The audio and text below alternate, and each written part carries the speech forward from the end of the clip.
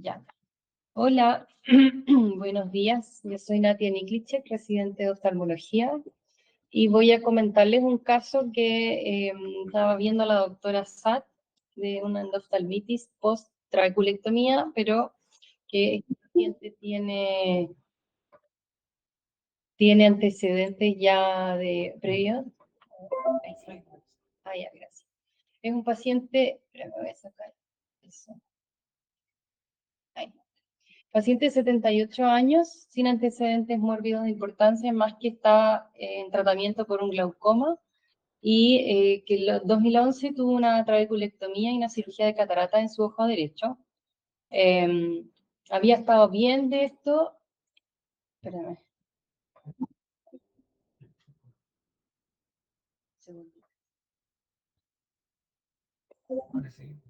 Ya. Había estado bien clínicamente, pero el 2016, ¿lo saco nomás? El 2016, en septiembre, consultó de urgencia por un cuadro de 5 días de dolor, ojos rojos y disminución de agudeza visual con una visión de luz mala proyección en el ojo derecho, mientras que en el izquierdo tenía una agudeza visual de 1. Y esta es una gráfica, no es la foto del paciente, pero así fue como llegó. Tenía un ojo rojo profundo, él describen en la ficha como rojo profundo intenso, una ampolla opaca, con gran inflamación periampolla, hipopión de 3 milímetros y abundante fibrina, que se proyecta desde los lados del lente hacia anterior, con el reflejo de rojo disminuido, 6 del negativo, y el fondo de ojo imposible de ver con la opacidad de medio. Entonces se pidió una eco urgente, clínicamente lo que parecía una endoftalmitis, ¿cierto? Y en la ecografía se ve discretamente la diferencia, pero se logra ver una opacidad del vitrio en el ojo derecho, que no se ve en el ojo izquierdo, y se informa como fibrina en área pupilar, blebitis y compromiso endoftalmítico del segmento posterior con engrosamiento retinocoroideo. Entonces el paciente fue a pabellón, y en el pabellón, eso fue todo el mismo día, y se realizó un lavado de cámara anterior y extracción de muestras de vitrio, y también una vitrectomía central y periférica con antibióticos intravitreos, ceftazidima, vancomicina y Kenalog, y después Kenalog subtenoniano. Se obtuvieron estas muestras para cultivos del vitrio, y posteriormente se inició moxifloxacino oral y tópico, moxifloxacino, vancomicina, ceftazidima y Predforte tópico, más tropicamida. Había evolucionado bastante bien, al mes logró mejorar la visión a 20/400, pero en el control de noviembre del 2016 presentó reacción en cámara anterior nuevamente y se diagnosticó una uveitis post-endoftalmitis, y en ese momento se dejó con Cipred por 2 semanas y luego con Predforte. Y en el control siguiente había estado bien, a los 6 meses se dejó solamente lágrimas artificiales y una receta de lentes, y en octubre del 2017 consultó por entopsias y estaba con un desprendimiento de vidrio posterior con hemovitrio y desgarro retinal, por lo que requirió fotocoagulación a los desgarros. Y posteriormente había estado bien, sin ninguna sintomatología, y fue en abril del 2023 que consultó de urgencia, y ahí fue que lo vio la doctora Sá, donde consultó por el mismo cuadro nuevamente, por dolor, ojo rojo y los síntomas muy similares a la consulta previa, y en ese momento no había disponibilidad en el momento de una eco. Claro, de una eco, entonces fue a pabellón y se hizo toma de muestras del vitrio y vancomicina, ceftazidima más dexametasona intravítrea.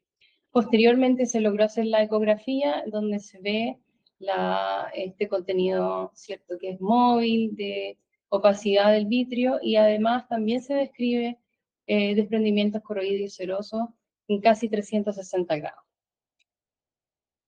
Entonces, además de lo realizado intraoperatorio, quedo con moxifloxacino y Predforte tópico más el moxi oral por 10 días.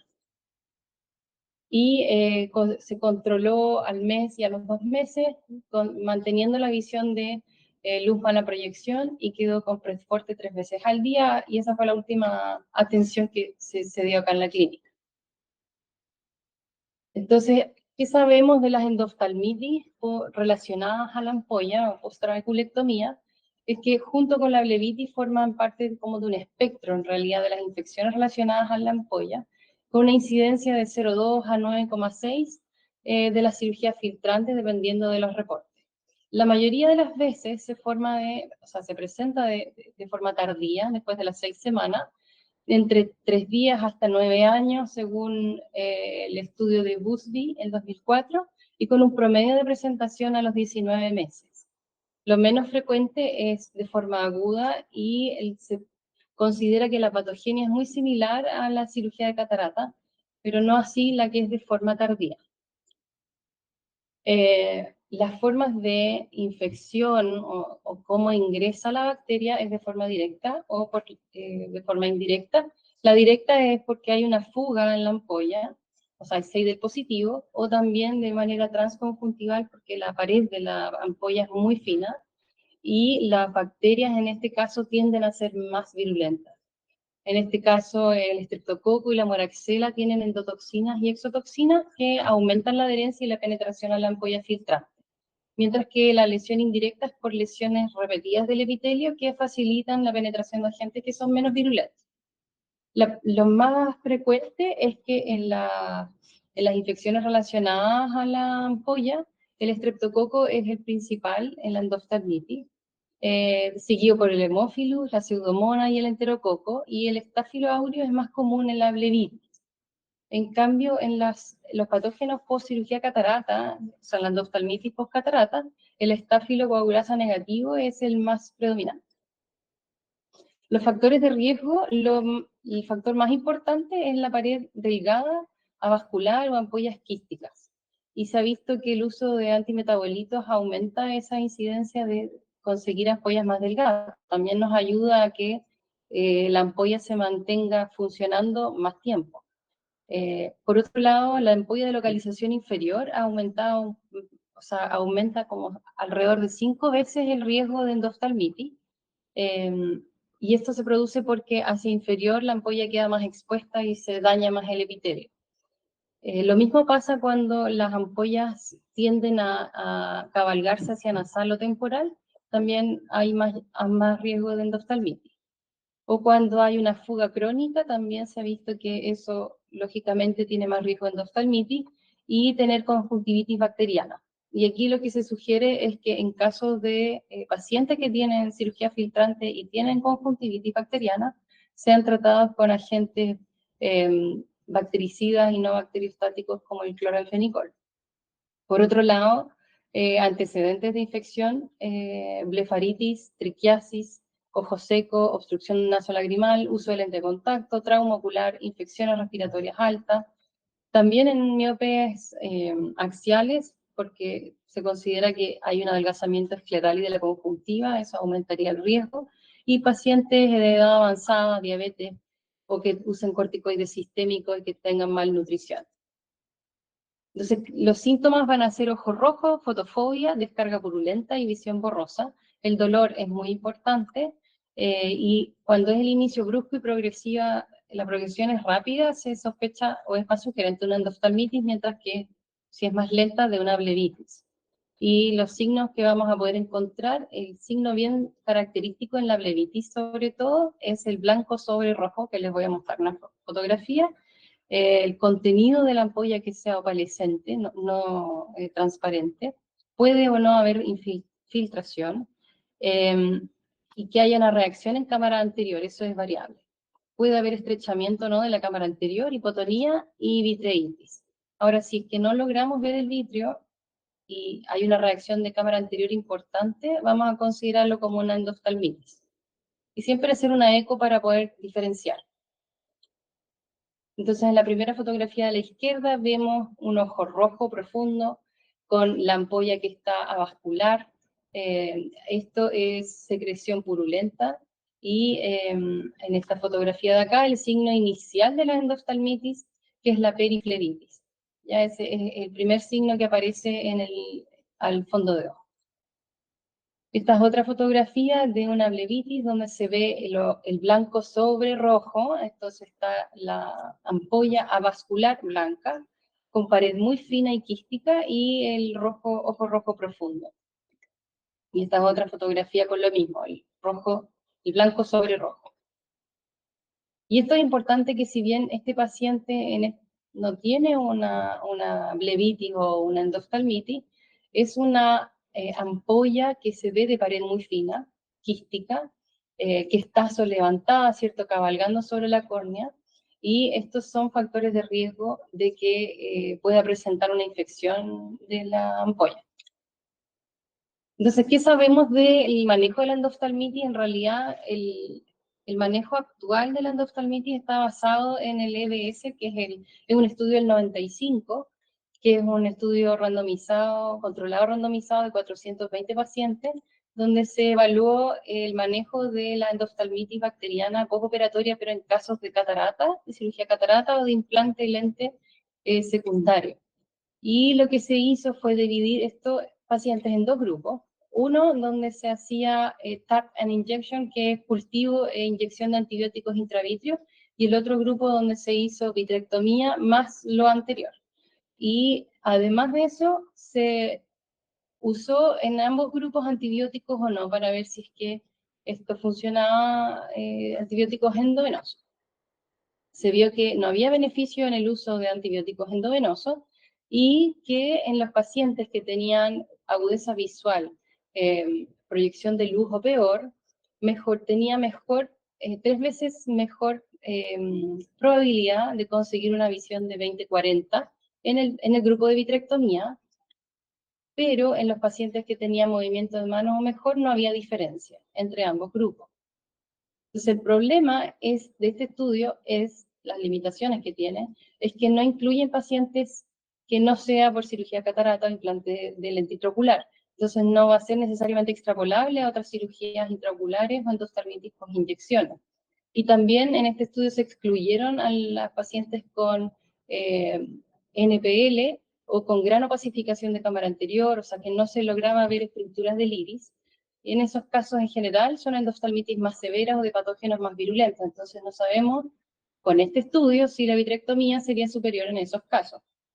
Actualmente la vitrectomía y la disponibilidad de antibióticos ha mejorado muchísimo respecto al 95, y actualmente, para poder responder esta pregunta que todavía está en discusión en qué es mejor y cuándo, está actualmente en curso el estudio EMS, que es el estudio de manejo de endoftalmitis.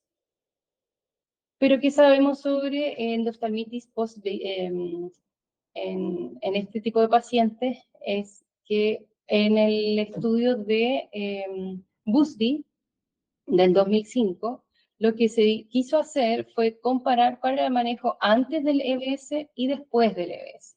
O sea, cómo había cambiado el manejo dentro de los oftalmólogos.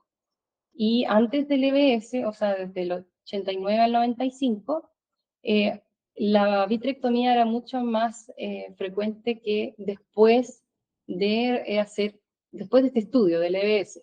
Y los antibióticos también, el uso de antibióticos bajó drásticamente, en ambos grupos estadísticamente significativa esa diferencia. Entonces, esto si lo hacemos, este estudio también lo que evaluó fue la endoftalmitis asociada a la infección de la trabeculectomía. Busby y Song son en verdad los estudios más grandes, que no son muy nuevos, uno es del 2002 y el otro es del 2005, pero son los estudios más grandes que comparan este manejo. Y lo que se ve en el de Busby principalmente es que la agudeza visual es mejor en el grupo que tiene vitrectomía. Entonces este es el resultado visual en vitrectomía, El 30% alcanzó 20/40 o mejor, versus el grupo que está acá abajo, que es el de Tap and Inject, que es cultivo y antibióticos intravitreos, 0% logró tener esa agudeza visual. Mientras que el grupo, por ejemplo, de no percepción de luz, en el de vitrectomía alcanzaron un 22% versus un 60% en el grupo de solamente antibióticos y cultivo. Entonces, aparte de eso, sabemos que comparando las agudezas visuales con el EBS, con el BUSBY y con el SON, que son estos solamente en casos de endoftalmitis relacionado a ampolla, sabemos que el pronóstico de la endoftalmitis es peor después de trabeculectomía o después de por ampollas filtrantes versus endoftalmitis post cirugía de catarata. Pero no hay clinical trials que nos muestren cuál es mejor, cuándo hacer la vitrectomía o qué antibióticos son mejor. Pero lo que se hace son líneas generales hasta el momento.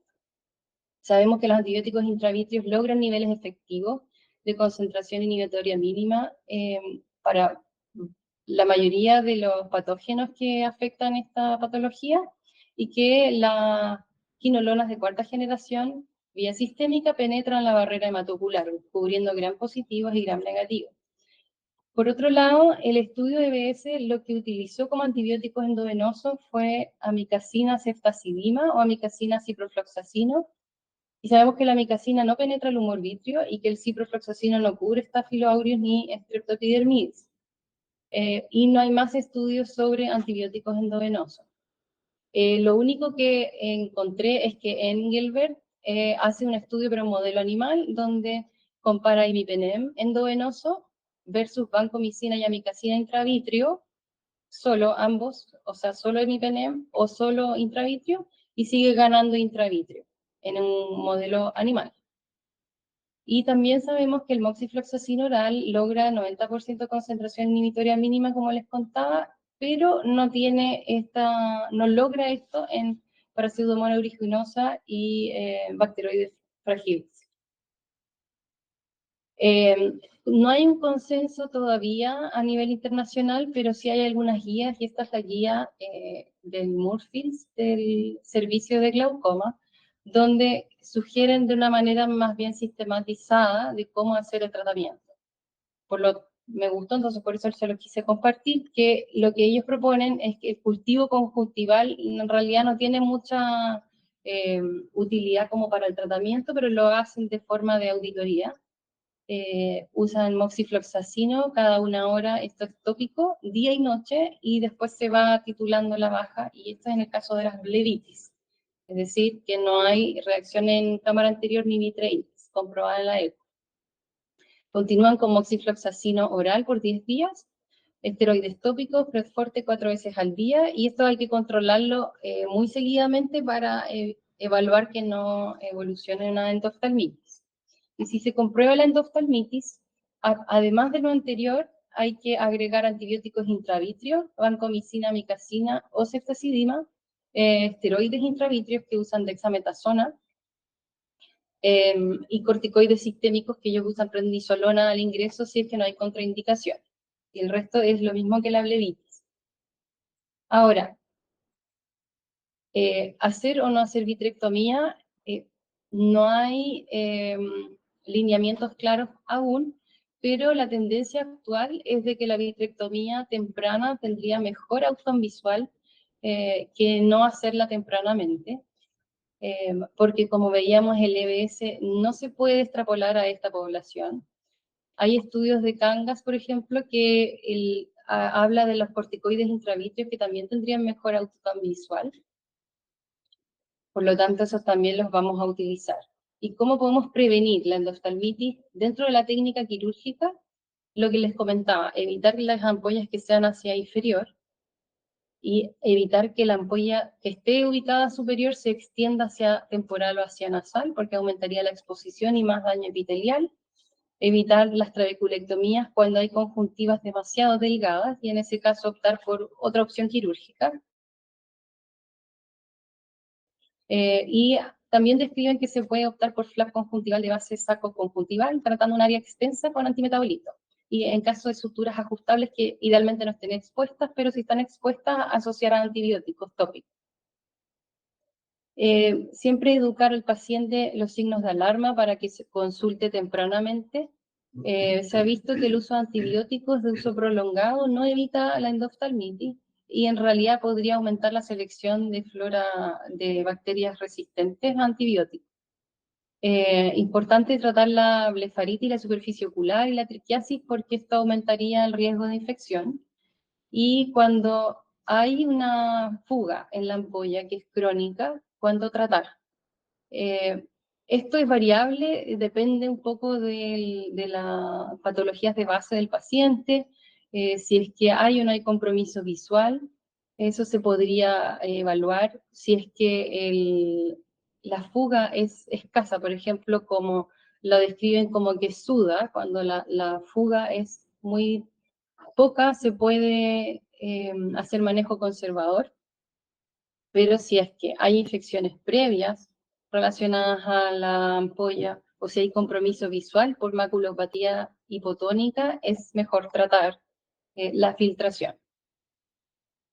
Entonces, como conclusión, la infección relacionada a la trabeculectomía es infrecuente, pero el problema es que la endoftalmitis secundaria a la trabeculectomía es de muy mal pronóstico y es peor el outcome visual que poscirugía de catarata.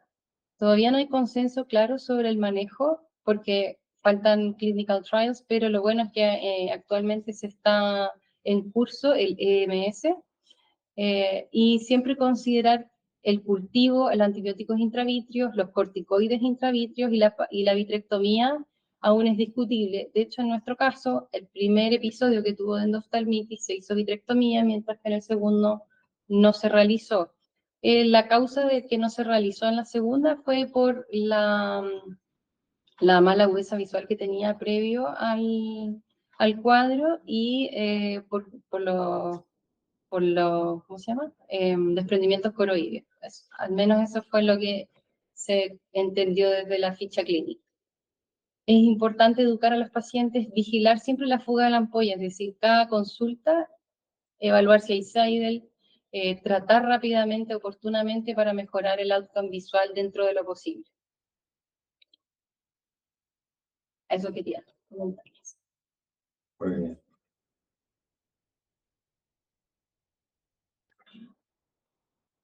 No sé si hay alguna pregunta, algún comentario.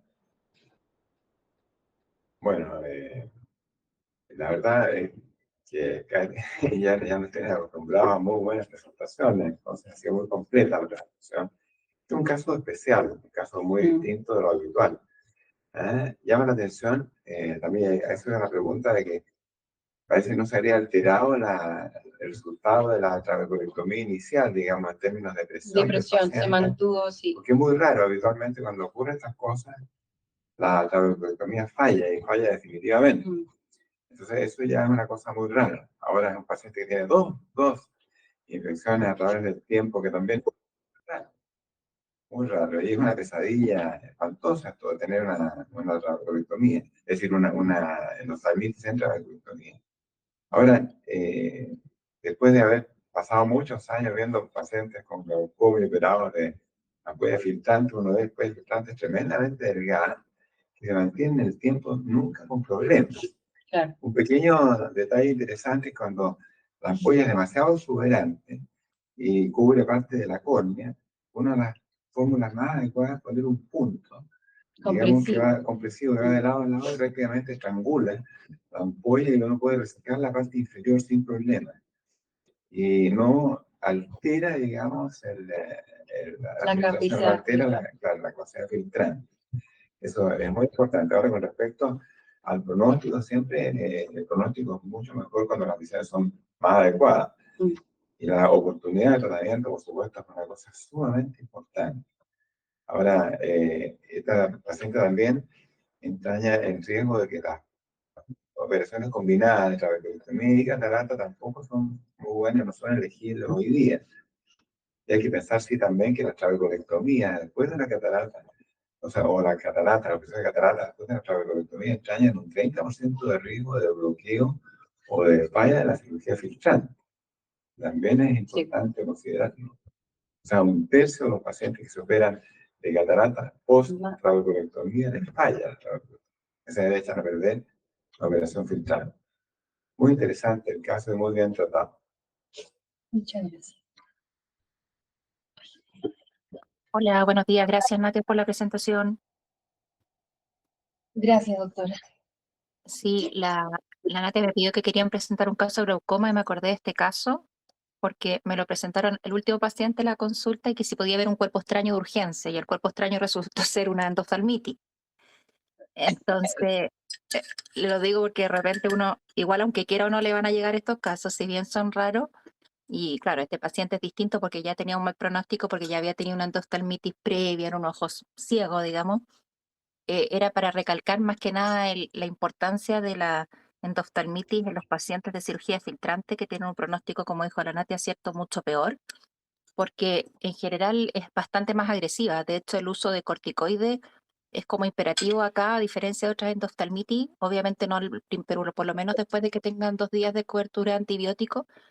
Y de hecho, uno de los argumentos por qué la vitrectomía puede mejorar en forma temprana el pronóstico visual es porque la vitrectomía, aparte de eliminar el agente infeccioso, permite tomar las muestras del vitrio y todo, y permite también disminuir la carga de bacterias y toxinas que produce una reacción inflamatoria tan grosera que al final eso puede ser incluso peor que la propia infección.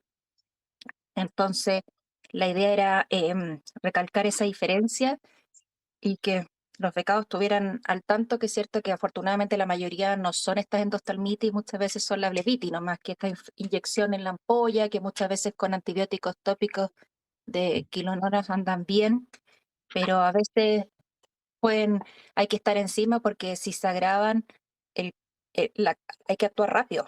Uno no, porque el pronóstico puede ser bien desastroso.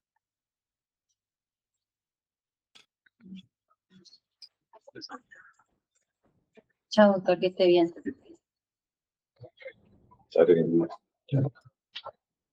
Eso, no sé si... En las endoftalmitis por cirugía de catarata, usan hartos los corticoides intravitreos, como que no había tanta diferencia, al menos con lo que encontré al inicio, como que no hay tantos estudios sobre eso, entonces no... al final como que todo es más bien teórico. ¿Cómo se llama? O sea, la diferencia que hay entre las post-travel, como que no había ni un estudio que hablara específicamente de esos versus la cirugía, o sea, la endoftalmitis post-catarata. Al menos no lo encontré. Así. Ujú.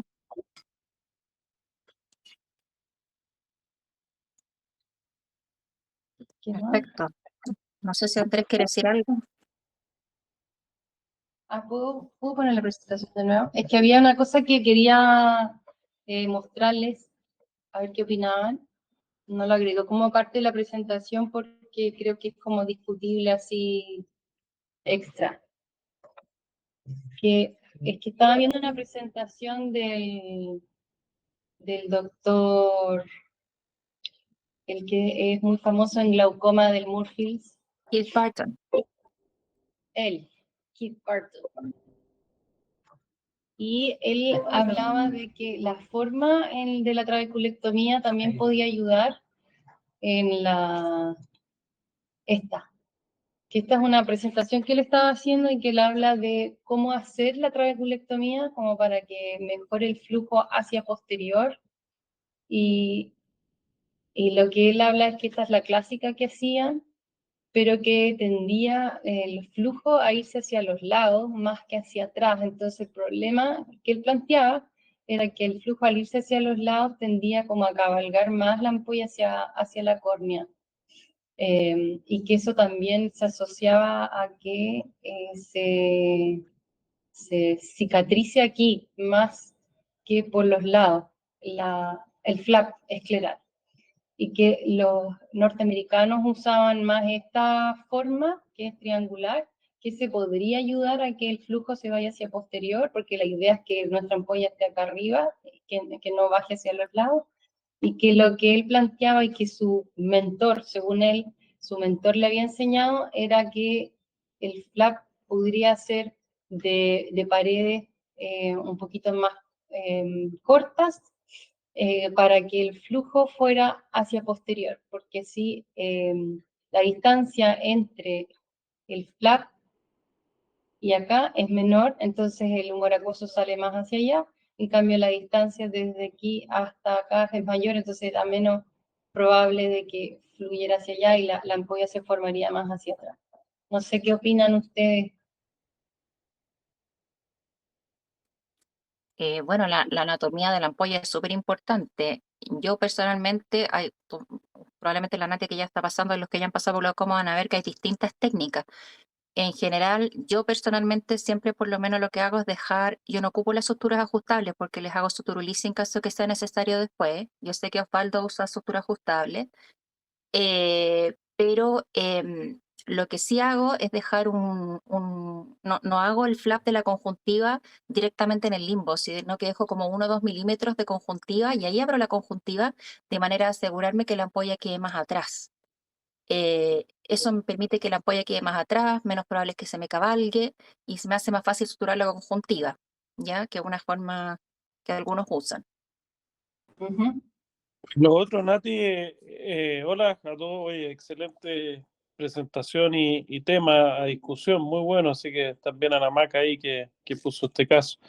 Sí, efectivamente es súper importante la manera en que, y eso nos enseñaban ahí en el FELO, que como uno haga si te fijas, el flap escleral, la idea es que sea ancho y corto, y de esa manera el flujo es hacia posterior, que es lo que ellos preconizan. Igual que la mitomicina también se ponga bien hacia superior de la conjuntiva y no tanto hacia los lados, para que se trate de favorecer este flujo, digamos, hacia posterior. También tratar de cerrar con tenon y no solamente conjuntiva, para que no se haga una ampolla quística y de esa manera disminuir digamos, el riesgo de hacer ampollas quísticas y de blebitis, que le llaman. Así que ese como donde dice el best, ese es el que nos enseñan a hacer a nosotros. Si te fijáis como el flujo ahí en ese círculo muestra que hacia allá se trató de poner la mitomicina y que el flap es corto y ancho. Y esa manera se hace. Y lo otro es que también la disección, digamos, verticales del flap no llegan hasta el limbo mismo, llegan un poquitito antes. Y de esa manera uno evita que el flujo salga por los lados también hacia abajo, sino que todo se dirija como hacia posterior.